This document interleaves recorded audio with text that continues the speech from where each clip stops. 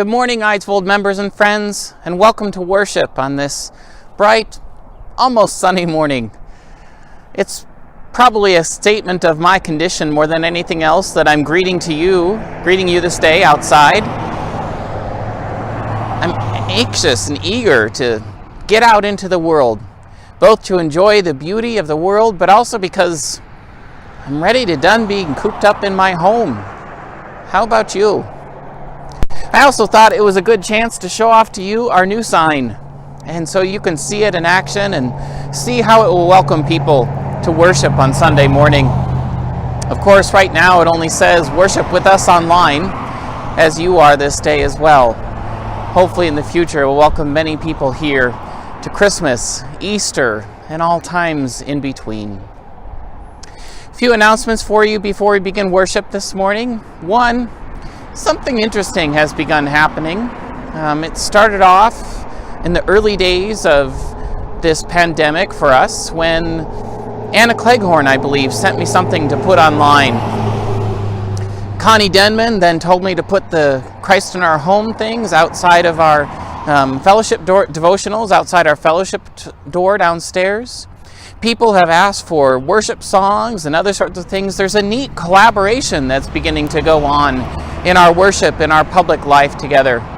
If you have ideas or things you'd like to see on Facebook or contributions you'd like to make, please do send them in.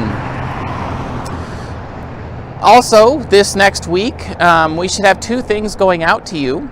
One is a giving statement for you for the first quarter of the year. There's a letter from our council president, Karen Richardson, in there too. Please do take the time to read her letter and think about how you are still supporting our ministry here at Eidsvold.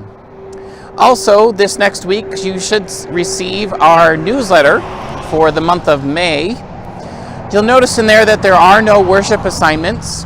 Simply, we do not know yet when we'll begin worshiping together in our beautiful sanctuary.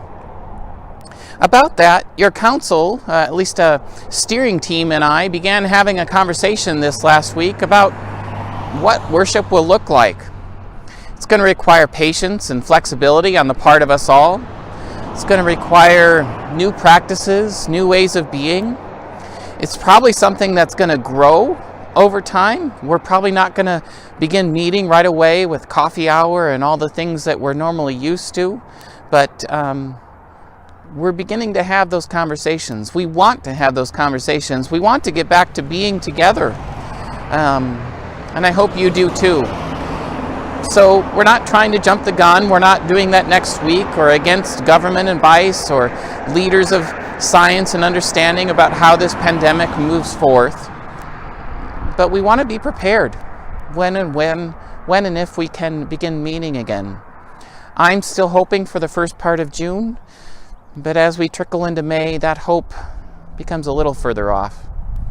But at any rate, I want you to know that we are prepared in having those conversations.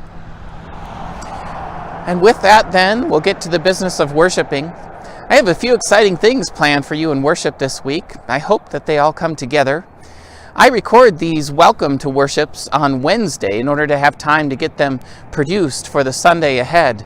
So I'm saying this in advance of having some things develop in our worship service. I hope you'll see them in our worship service this day. God bless you, my friends.